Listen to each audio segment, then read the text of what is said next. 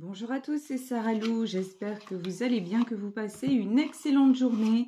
N'hésitez pas à vous abonner et à cliquer sur la petite cloche de notification pour recevoir mes guidances quotidiennes. Allez, c'est parti. On va y aller aujourd'hui avec l'oracle de la voyance cache de Joe. Allez, quels sont les messages? Premier message. Montagne russe en vue, reste peace, ça va passer, restez zen, attitude, zone de turbulence. Ok. Ensuite, absolument, bon ben là on a une confirmation, ok.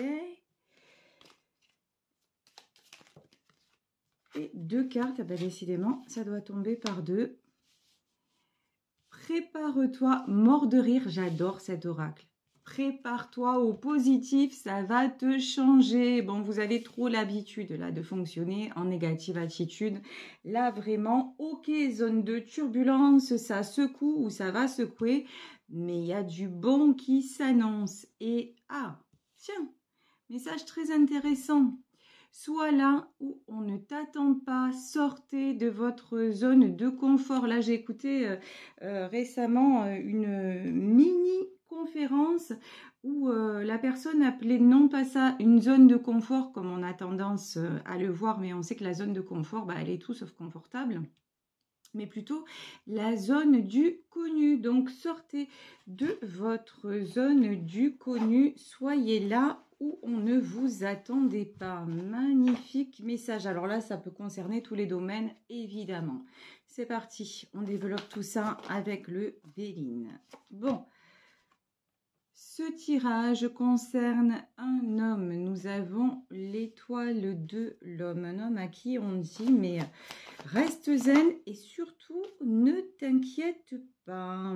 Ici, le trafic. Ici, on a une aide divine et des échanges pacifiés. Au moment où je parle d'échanges pacifiés, nous avons la paix et la pensée et l'amitié. Bon, pour une fois, et ça change, hein, parce que souvent dans les tirages, on a les ennemis, on a le procès, on n'a que des cartes franchement pas glam. Bon, pour une fois, on voit un homme qui est bien entouré. Un homme qui se dirige vers une zone, non pas de turbulence, mais de paix, d'échange équitable, vraiment une zone, pour le coup, de confort. Mais c'est quelqu'un qui n'est pas habitué à ce genre de rapport, qui n'est pas habitué à être, pardon, si je parlais français ce serait mieux, à être dans cette zone-là. Ici, on nous parle de pensée et d'amitié, vraiment des personnes fidèles, des personnes dignes de confiance autour de lui. Ici, nous avons le bonheur et nous avons la maladie. Ouais. Ok, alors pour moi, la maladie, c'est un mode de fonctionnement. Hein. Ouais, et bien sûr, sur la paix, on a le despotisme parce que sinon, c'est pas drôle. Voilà, c'est quelqu'un qui est toujours habitué à fonctionner dans le négatif. Et c'est pour ça qu'on lui dit, prépare-toi au positif, ça va te changer. Bon, on va pas se mentir, hein, on n'est pas programmé pour être dans la positive attitude. Sinon, ce serait trop cool. Franchement, on vivrait dans un monde parfait, sans guerre, sans... c'est pas le cas. Voilà, l'être humain, son cerveau, il est programmé pour... faire ici-bas son propre enfer en fait. Hein. On n'est pas là pour faire notre paradis. Et c'est ce qu'on nous dit de toute façon depuis qu'on est petit. On nous rabâche les mêmes choses. Oh là là, la vie est dure, il faut se battre, c'est un combat. Fais attention à ci, fais attention à ça. On nous dit pas vas-y, roule ma poule, tout est cool. Non, non, c'est pas ce qu'on nous dit. Donc, pour apprendre justement à fonctionner dans le positif, il faut lâcher. Il faut lâcher nos modes de fonctionnement. On voit que cet homme, il est encore coincé dans le fait de « ouais, je voudrais bien, mais pour le moment, c'est encore flou. Hein. Il y a quelque chose d'abstrait à tout ça. Et j'ai du mal aussi à lâcher ce que je connais, à sortir de ma zone, non pas de confort, mais du connu. C'est quelqu'un qui a tendance... Même dans un échange qui pourrait être positif, c'est quelqu'un qui va prendre juste la phrase qui cloche ou qui l'interprète mal et qui va qui va la développer à mort, histoire de bien se mettre la pression et de bien se rendre malade. Mais là, on dit, ok, mais ça, ce mode de fonctionnement, c'est quelque chose qui t'enchaîne et qui t'empêche d'aller vers quoi? Ici, on a la carte du bonheur. Hein. C'est pour ça qu'on vous dit, montagne russe en vue, reste en paix, ça va passer. Si vous êtes en contact, si ce tirage vous parle, que vous êtes une femme, alors là, je ne suis pas médium, hein, c'est juste que je regarde les statistiques et que mon public, il est plus féminin. Si vous connaissez cet homme-là et que, en fait, les montagnes russes, elles sont peut-être pour vous parce que vous êtes en train de vous prendre la tête en disant « Oh, mais jamais ça va changer ». Toujours, il va être dans le noir. Toujours, il va avoir d'un petit truc, il va en faire les montagnes russes. Mais moi, vu que je suis in love de lui, ou que c'est mon meilleur ami, ou peut-être que c'est mon père, ou que sais-je, hein, ou que c'est mon frère et que ça me prend la tête, finalement, sur son manège, il m'y emmène à moi. Donc là, juste un truc, si vous le voyez, lui, sur les montagnes russes, restez en bas. Voilà, et si vous avez le vertige, rien qu'à le voir tourner la tête. Vraiment, il faut que chacun fasse son chemin. C'est à lui de trouver le chemin du bonheur, même si vous l'aimez profondément. Je veux dire, ça peut être l'homme que vous aimez, encore une fois, votre frère, votre père, votre meilleur ami. Mais c'est à lui de voir comment trouver la voie de sa propre paix et c'est à lui d'enclencher le positif et de se rendre compte, ça c'est magnifique, nous avons la pensée et l'amitié et nous avons la carte de l'union, de se rendre compte que c'est en étant bien entouré et c'est en étant dans cette volonté d'être dans le bien-être que les choses vont se faire naturellement et qu'il va s'unir à tout simplement à qui il est, à son propre cœur et puis attirer aussi une belle rencontre. Ici, nous avons le bonheur et nous avons la carte du hasard, lol. Et ouais, et puis il fallait qu'elle sorte cette carte parce que sinon, bah non, c'était pas raccord avec les tirages de d'habitude. Et puis, comme on le sait, hein, ben pour se rendre compte du jour, il faut la nuit. Donc, il y a toujours, c'est les deux faces d'une même pièce. Sur la maladie, on a la méchanceté. La méchanceté, je voudrais en savoir. Ouais, voilà. C'est quelqu'un, voilà. Et c'est confirmé par absolument. Hein. Oh, et le vol et la perte. C'est quelqu'un qui a passé son temps sérieux, dans les mauvais schémas, dans les mauvais fonctionnements. C'est quelqu'un, en fait, c'est triste à dire, qui n'a jamais été heureux, qui a toujours fonctionné dans le côté... je dialogue, je trouve des solutions, mais jamais pour lui. Ici, on a la méchanceté et l'infortune. Du coup, c'est quelqu'un qui a attiré les rapaces, qui a attiré les vautours, qui a attiré la méchanceté, parce que il était incapable, mais je pense que formaté comme ça, incapable d'apprécier le bonheur. En fait, si c'était pas compliqué, ça n'avait pas de valeur. Voilà. S'il n'y avait pas un combat à mener quelque part, et puis si c'est pire que ça. En vrai, là, ce qui sort, c'est pire que ça. S'il ne se sentait pas malheureux, bah, quelque part, il n'existait pas, il n'avait pas d'importance. Truc de fou quand même, hein. Voilà, c'est quelqu'un pour qui le bonheur, c'était, c'est une notion. Mais c'est vachement abstrait parce que il a toujours appris à fonctionner dans... je suis pas bien, mais c'est mon état normal. Voilà, vous savez, c'est la chanson d'Eddie, c'est la chanson d'Eddie Mitchell. Je me sens bien quand je me sens mal. Mais il savait pas que c'était possible autrement. Et maintenant, c'est pour ça que, vu que son petit monde est en train de changer, bah, il panique, il sait pas quoi faire. Et il se raccroche à ce qu'il connaît. Et ce qu'il connaît, c'est quoi? C'est le vol et la perte. Ce qu'il connaît, c'est des gens qui sont pas forcément bien. C'est ce qu'il connaît, c'est le malheur en fait. Mais c'est pas le malheur parce qu'il est voué au malheur. Le malheur, c'est son mode de fonctionnement. Il est né, il est presque né comme ça, quoi. Mais voilà. Et quand je vous dis il est presque né comme ça, Ici, on a la carte de l'héritage. Je pense que dans sa famille, il a porté un poids très très lourd. Alors bon, ça peut être, et je pense que là, on est dans un truc totalement inconscient en fait. Dans sa famille, c'est celui qui a cristallisé tout. C'était à lui de réparer le malheur de tout le monde. C'était à lui de prendre en charge tout ça. Et lui, au fond, n'avait pas d'importance. Mais pour lui, c'était même pas, il n'en avait pas conscience qu'il n'avait pas d'importance. C'est parce qu'il a grandi comme ça, il a été élevé comme ça. Donc, les autres avant et moi, non, non. Donc, le fait de perdre ça, même si c'est quelque chose qui l'enchaîne, ben, ça lui fait remettre en question toute sa vie passée. Et ça, ben, c'est très difficile. Mais bon, la bonne nouvelle, hein, c'est que c'est quand même quelqu'un qui se rend compte que quand il y a autre chose qui lui procure de la paix, du partage, et quand il y a des belles personnes qui se présentent à lui, ben, c'est super bien. Ici, nous avons la carte des honneurs. En fait, là, cet homme est en train d'ouvrir la porte à sa nouvelle vie, à la vie qui va lui faire du bien. Jusqu'à maintenant, ça ressemblait sérieusement à un chemin de foi. Ouais, de foi aussi. Hein. Pour avoir la foi, il faut passer un chemin de sacrifice aussi, à un chemin de sacrifice. Mais maintenant, on lui montre qu'il y a une autre opportunité. Ouais, le malheur, ça a été dans sa famille, voilà. C'est sa famille qui a créé le malheur et qui crée le malheur. Alors ça peut être, je vous dis encore une fois, hein, de façon totalement involontaire, hein, de la part de ses proches, de la part d'un parent qui a eu une emprise sur lui.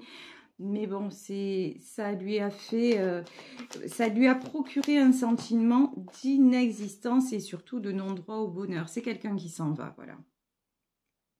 C'est quelqu'un qui s'en va. C'est quelqu'un qui quitte. Pourquoi ? Parce qu'il se rend compte que c'est pas ça. La vie, en tout cas, ce n'est plus ça. La vie dont il rêve. Ici, nous avons la campagne et la santé. La campagne et la santé, c'est quelqu'un qui a besoin de reprendre ses forces.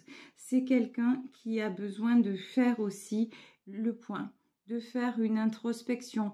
Quand on parle de quelqu'un qui s'en va, ça sort souvent dans les tirages, c'est pas forcément, et vous le savez, hein, si vous me suivez régulièrement, c'est pas un éloignement géographique, c'est prendre conscience de certaines choses et se dire, mais je ne veux plus, je n'arrive plus, et c'est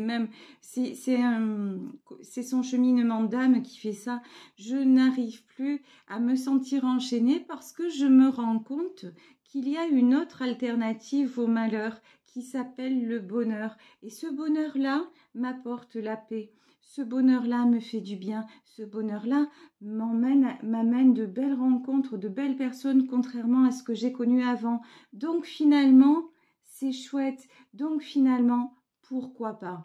Et c'est là où on vous dit, sois là où on ne t'attend pas. Et cet homme-là se le dit, mais même par rapport à lui, je me surprends à aimer ça. Mais c'est normal, en vrai, jusqu'à maintenant, il n'avait pas d'élément de comparaison. Parce que c'est quelqu'un qui a été enfermé, en fait, genre... c'était le conducteur d'un train dans une voie, vous savez, à l'ancienne, là, les stations complètement fermées. Et toute sa vie, en fait, il a passé à conduire ce train dans cette voie fermée. Et il a fait sortir, les passagers sont sortis, les passagers, ils sont allés à l'extérieur, ils ont vu d'autres choses. Mais lui, vu qu'il a toujours conduit son train et toujours dans le même environnement, il n'a pas vu qu'il y avait autre chose. Il n'a pas vu et il a passé sa vie à être dans cette voie-là. Et puis un jour, certainement, le train a déraillé, il y a eu un souci et du coup, il est sorti de sa locomotive, il est sorti de son wagon et il a vu qu'il y avait l'extérieur. Il a vu qu'il y avait autre chose. Et puis à l'extérieur, qu'est-ce qu'il a vu? Il a vu par exemple, il était enfermé toute sa vie, puis il a vu un rayon de soleil. Bon, qu'est-ce que c'est? Et puis il est allé voir plus loin, et qu'est-ce qu'il a vu? Des gens qui riaient. Ah ouais, ça existe? Ah ouais, mais... moi aussi, des fois, je m'éclate à conduire mon train. Et puis non, il a ressenti des choses, il se dit, ah ouais, mais c'est pas exactement la même chose.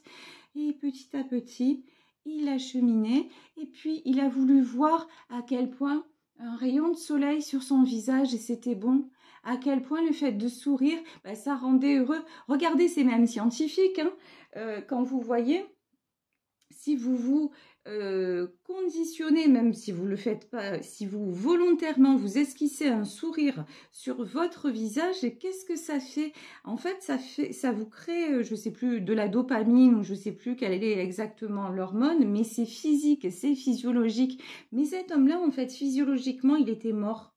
Il avait plus de ressenti, il croyait en avoir, hein. Sérieusement, il croyait en avoir parce qu'il fonctionnait selon des dogmes qu'on lui avait, selon des mémoires en fait qu'on lui avait ancrées, un petit peu comme la façon dont on programme un ordinateur. C'est quelqu'un qui a été programmé et là, bah, il sort de ses programmations donc et c'est quelqu'un qui a envie justement la carte du départ, qui maintenant se connecte à son ressenti et qui en plus se dit mais ressentir ça c'est bon et j'ai le droit et j'en ai envie. C'est quelqu'un qui commence à dire je, alors qu'avant ben il était complètement inexistant. Ici nous avons le valet d'épée. Ok, waouh, le valet d'épée qui se dirige vers le 10 de denier. Bon, bah, le 10 de denier, évidemment, yes, le valet d'épée qui se transforme en empereur. C'est quelqu'un qui, malgré... Alors là, je pense que c'est quelqu'un qui a réussi. Hein. Vraiment, le 10 de denier, c'est une belle réussite, c'est un équilibre sur le plan matériel. Sérieusement, il a bien conduit son train, il a bien mené sa barque, il n'y a pas de souci. Il s'est mis en place. Ça, matériellement, ces conditionnements lui ont permis d'avoir accès à la stabilité, voire au plus matériel. Donc ça, il n'y a pas de souci. Mais c'est quelqu'un en valet d'épée qui restait dans l'immaturité, je vous dis, ben, qui n'est pas devenu un homme finalement. Et il n'y a rien de péjoratif dans ce que je dis. Hein. C'est quelqu'un, c'est un peu un enfant qu'on a... On lui a dit, fais ci, fais ça, et puis il fait ci, il fait ça, et voilà, ça a été sa vie. Mais sauf que là, quand il prend ce nouveau départ, ça devient un empereur. Voilà. C'est quelqu'un qui se transforme direct. Alors, on passe du valet d'épée, on passe même pas par la case cavalier, roi, non, non. C'est quelqu'un qui fait un bond de comète et qui se transforme complètement parce qu'il reprend son pouvoir et en fait, il se découvre. Voilà, c'est un peu comme un ado, voilà, un ado qui sort de l'adolescence et qui, après avoir hésité, dire je fais quoi, je vais où, et qui découvre la personnalité et qui kiffe la life. Hein. Là, c'est quelqu'un qui kiffe sa vie. Ici, nous avons le 9 de bâton. Bon, le 9 de bâton, c'est le poids... c'est quand même le poids de ses responsabilités, c'est quand même, il y a encore du lourd à porter. Bon, ben, j'ai envie de dire, le fardeau, on l'a tous, quel que soit. Et puis pour Pierre, ça va paraître minime, alors que pour Paul, ça va paraître énorme. Je veux dire, on ne peut pas comparer les souffrances de chacun. Le fardeau, on l'a tous, mais après, c'est toujours pareil. Ça dépend de la façon de l'envisager. Si on le porte de façon genre oh là là c'est lourd, c'est dur, j'ai du mal à avancer, ben on va lui rajouter du poids. Mais si on se dit ben, j'ai ça à régler et je le règle, voilà, mais tout en lâchant prise, eh ben, ça transforme même le poids de la charge. Mais ça aussi, on l'a tous vérifié dans notre vie. 6 d'épée, ouais. Alors, 6 d'épée, ouais, et valet de coupe, bien sûr. Alors, le valet d'épée et le 6 d'épée, c'est quelqu'un qui lâche aussi, vous voyez, on a quelqu'un sur une barque avec des épées. Et il part avec les épées. C'est aussi quelqu'un qui laisse partir tout ce qui est conflit insoluble. Tout ce qui est serpent qui se mord la queue. Voilà, hein, on va dire ça. Ça, c'est quelqu'un qui se dit ça déjà, qui allège la charge à ce niveau-là. Ça déjà, je peux pas le régler ou je peux faire différemment. Je, je vire. Voilà, hein. Excusez-moi, j'ai essayé de trouver un autre mot, j'en trouvais pas. Donc, cache attitude, vous me connaissez, voilà. Donc voilà, il laisse partir ça. Valet de coupe. Alors, le valet de coupe, c'est quelqu'un qui est dans le sentimental. Mais sentimental, pas juste pour la personne qu'il aime, hein, qui est dans le sentimental. En fait, qui fait rejaillir sa vraie personnalité. Quelqu'un de bon, quelqu'un d'honnête, quelqu'un plein de belles intentions. Ici, évidemment, ici, nous avons le roi d'épée. Bon, il a aussi ce côté, on a l'empereur et le roi d'épée. Il a quand même une foutue personnalité. C'est-à-dire qu'il y a les conditionnements, c'est clair à la base, mais on est tous différents et il y a la personnalité. C'est quand même quelqu'un qui a un côté, il veut à tout prix, il est dans l'ego à mort et il veut dans tout prix. À tout prix, garder le contrôle, il veut, même genre, voilà, même les sentiments, il y a un truc, je veux gérer, vous voyez, après ça peut être une armure et une carapace aussi, mais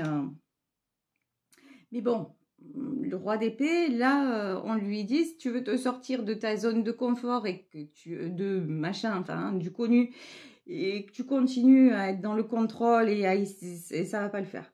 Alors ici, 7 de bâton, 7 de bâton, pourquoi le 7 de bâton? Le 7 de bâton sur le 9 de coupe, ouais, bah, toujours pareil. Toujours pareil. En fait, au lieu de cet homme-là, au lieu de se dire, bah, c'est là, je passe un bon moment, j'en profite, nickel, voilà, zen attitude, comme on lui dit, montagne russe en vue et reste pied, ça va changer, ça va passer. En fait, même dans un moment de bonheur, le mec, il va se faire les montagnes russes. Il n'est pas capable de... Bah, ça s'appelle l'instant présent en vrai. Voilà. Il est pas capable de vivre le truc en mode trop bien. Non, il va toujours essayer de contrôler quelque chose quelque part et de ramener la situation vers lui et de ramener le truc à ce qu'il connaît. Sauf que ce qu'il connaît, c'est pas ça qui le rend heureux.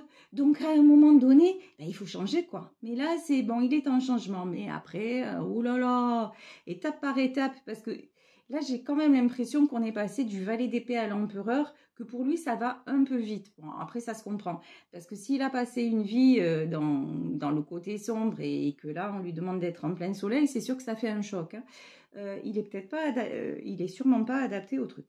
Alors, 7 de bâton et 9 de coupe, c'est quelqu'un qui a tout pour être heureux.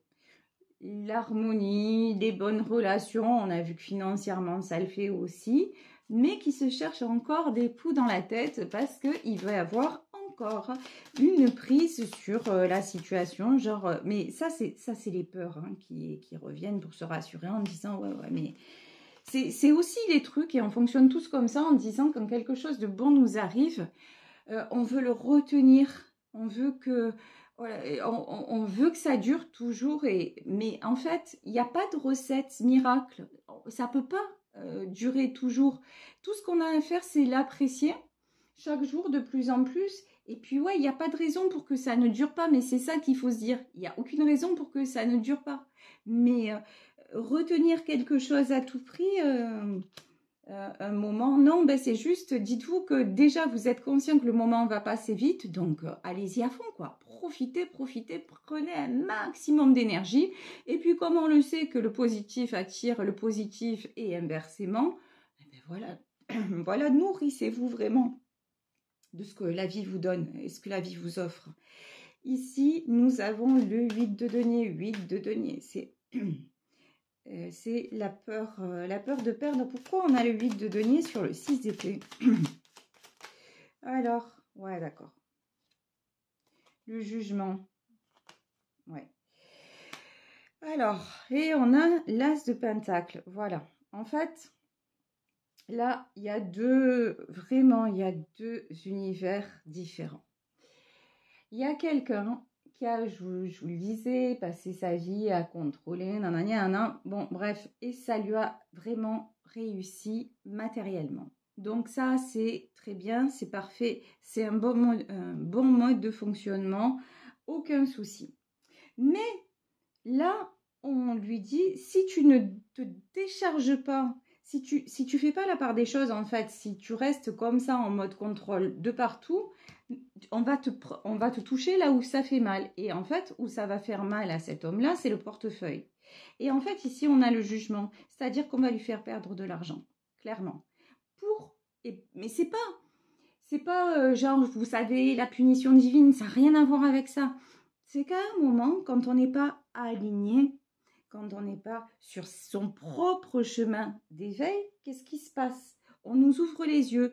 Mais comme cet homme-là, ce qui lui tient le plus à cœur, bah, c'est le côté matériel, on va lui ouvrir les yeux. Comme il ne les ouvre pas ailleurs, ben, on lui dit maintenant, tu vas avoir des pertes financières pour que tu comprennes l'as de denier. C'est-à-dire que le succès, ben, il est ailleurs. Et là, tu as l'as de denier sur le valet de coupe, ça veut dire quoi? Le succès, il est dans les sentiments. Et si tu es dans la pureté du cœur, ben, tu auras de l'argent.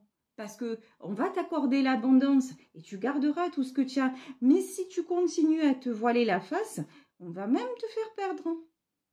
Ici, sur l'empereur, le contrôle et le monde. Voilà, ben, c'est ça en fait. Il y a vraiment un truc de dire tout est fait pour que cet homme-là, il aille vers le monde. Et le monde, je vous dis, c'est vraiment, hein, c'est l'abondance à tous les niveaux. Ah, j'avais pas vu, il y avait une carte qui s'est retournée. Ici, nous avons la grande prêtresse. La grande prêtresse, alors, on peut dire que c'est les choses cachées, mais là, pour moi, c'est une aide. C'est une aide bienveillante. C'est vraiment, en fait, tout ce chemin-là, même s'il semble être souffrant, même si parfois il semble injuste, c'est vraiment pour lui rendre justice. C'est vraiment pour qu'il puisse être en vérité et sortir, ouais, sortir du 5 d'épée. Hein. C'est vraiment, c'est de l'amour en fait. La grande prêtresse, c'est vraiment l'amour. Voilà. Parce que là, on lui dit, voilà ton chemin de vie, ce qu'il a été. Voilà encore, si tu fais le mauvais choix, 5 d'épée, 2 d'épée, ben, tu vas rester bloqué, tu vas rester dans l'indécision, tu vas perdre financièrement. Tu vas empêcher ton univers de se transformer. Tu vas rester entouré de la méchanceté, ennemie, despotisme. Tu vas rester entouré, certes, de ce que tu connais et que tu crois savoir maîtriser. Mais en fait, même sur ça, tu n'as plus de maîtrise parce que ça, c'est plus énergétiquement et du fond de ton âme, c'est plus ton monde à toi. C'est terminé ça. Et voilà, et ici, on a sur le monde, c'est quand même sublime, hein, sur le monde, on a la carte du soleil et on a le 6 de coupe. Bon, de toute façon, cet homme-là, il est guidé vers la lumière, il est guidé vers le côté qui va l'enrichir, vers tout ce qui va lui procurer de la chaleur humaine et l'harmonie. C'est quelqu'un qui va, ben, quelque part, retrouver ici avec le 6 de coupe, retrouver son âme d'enfant, ses joies d'enfant. Et ben, voilà, parce que telle est la route, tel est le jugement. Voilà. Ben, écoutez, je vais vous laisser sur ce tirage en espérant qu'il vous aura parlé.